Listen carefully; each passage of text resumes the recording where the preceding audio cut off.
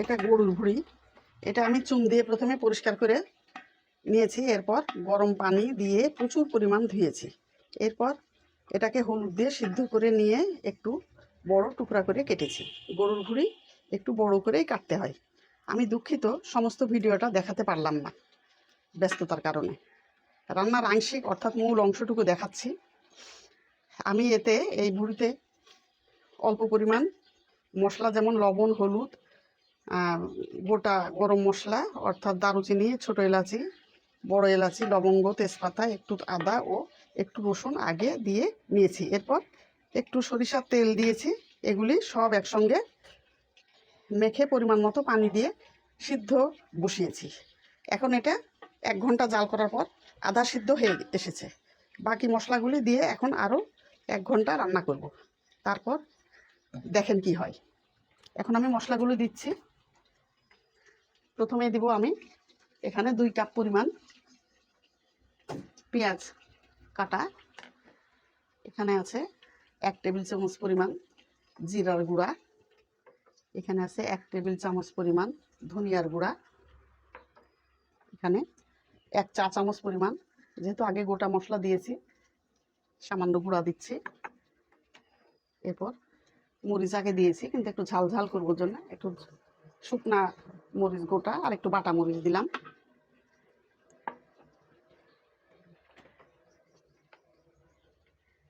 এরপর এই যে রসুন থেতে দিয়েছি, এটাই যথেষ্ট। এটা একদম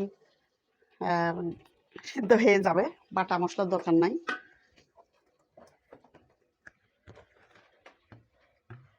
এখানে দিচ্ছি একটু আদা কুচি, আদা ছেঁচে নিয়েছি। প্রথমেই যদি সব মশলাগুলি দিয়ে দিতাম তাহলে তলায় লেগে যেত।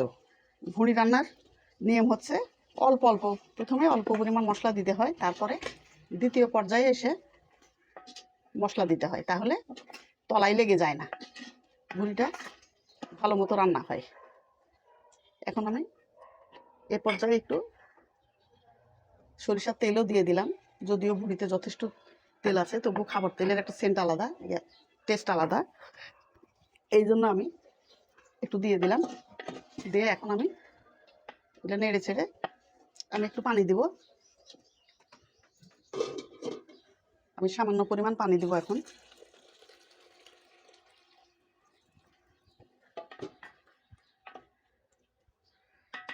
দিয়ে এখন চুলার আঁচটা বাড়িয়ে দিলাম, ঢাকা দিয়ে রাখবো।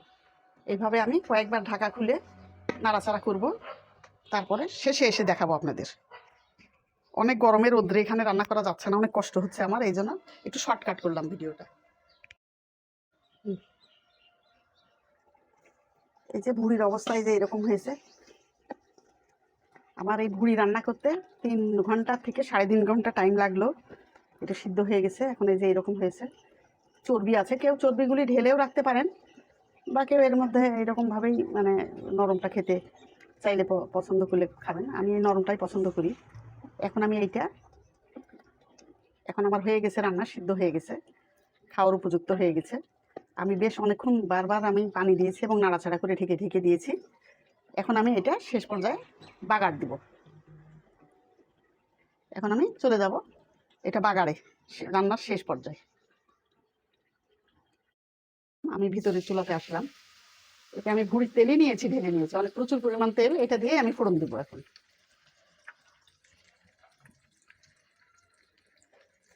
যে কোনো জিনিস ফোড়ন দিলে একটু স্বাদটা আলাদা হয়, টেস্ট আসে, এই জন্য আমি ফোড়ন দেবো। আর ভুঁড়ি কোনো দিন একদিনে রান্না করে খেলে ভালো লাগবে না, এটা কয়েকদিন বারবার জাল দিয়ে খাবেন, এতে টেস্ট আরও ভালো বুঝতে পারবেন। পুরাতন হলে জাল দিয়ে দিয়ে কয়েকদিন খেলে এটা অনেক টেস্টি হয়। আমি এখানে কিছুটা রসুন দেব, একটু গোটা গোটা হয়ে আছে এরকম রসুন।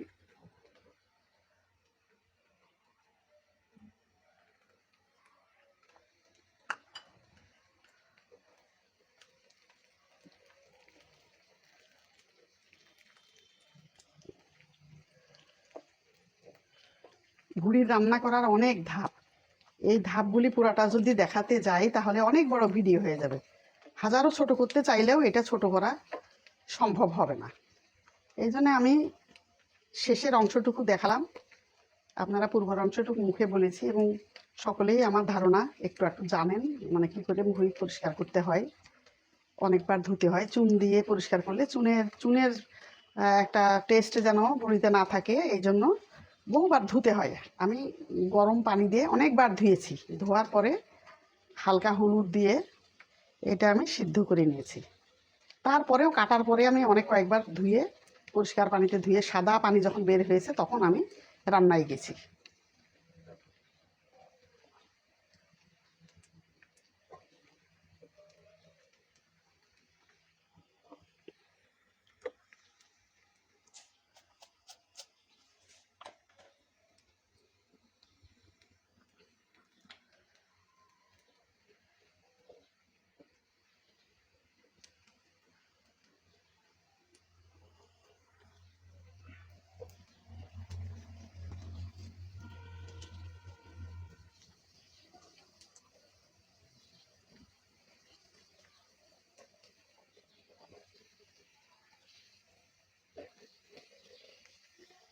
এখানে রসুনটা খুব বেশি ভাজা ভাজা করব না, রসুনটা একটু সাদা সাদা হয়েই থাকবে, এইরকম খুব বেশি ভাজা করব না।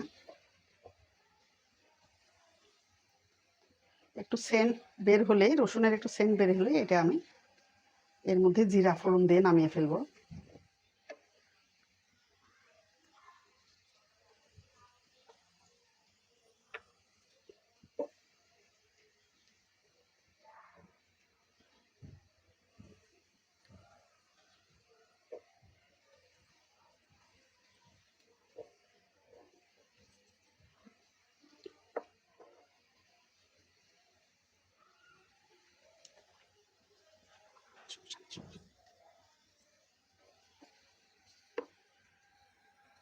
এটা আমি জিরা দিয়ে দিলাম, এখানে 1 চা চামচ পরিমাণ জিরা দিলাম।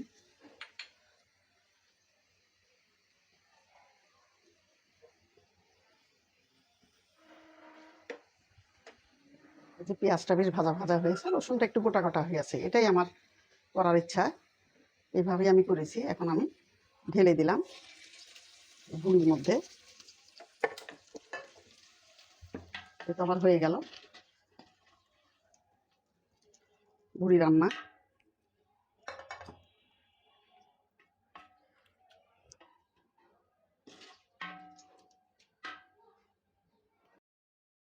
এই যে ভুঁড়ি রান্না আমার হয়ে গেল। এটা ফোড়ন দিয়েছি, জিরা ফোড়ন দিয়ে বাগার দিয়েছি রসুন আর পেঁয়াজ দিয়ে। এই যে দেখেন কত সুন্দর কালার এসেছে। এটা এখন খাবার উপযুক্ত হয়েছে, কিন্তু কয়েকবার জাল করে খেলে এটা বেশি টেস্ট হবে। আপাতত আমার হয়ে গেল ভুঁড়ি রান্না। আমাদের বেশিরভাগ মানুষের কাছেই গরুর মাংসের থেকে ভুঁড়ির কদর মনে হয় অনেক বেশি। শহুরে জীবনে ভুঁড়ি কিনে পরিষ্কার করে খাওয়াটা খুবই টাফ হয়ে যায়, তাই প্রায় সকলেই আমরা ঈদুল আজহার অপেক্ষা করি। এ সময় শত কষ্ট হলেও আমরা ভুঁড়ির আয়োজন রাখি। আজ ঈদের ৩য় দিন খড়ির চুলায় ভুঁড়ি রান্না করলাম। ভুঁড়ির পরিমাণ প্রায় 5 কেজি। রান্না করা ভুঁড়ি প্রথম দিনের থেকে 2য় ও 3য় দিনে জাল করে খেলে অনেক বেশি ভালো লাগবে।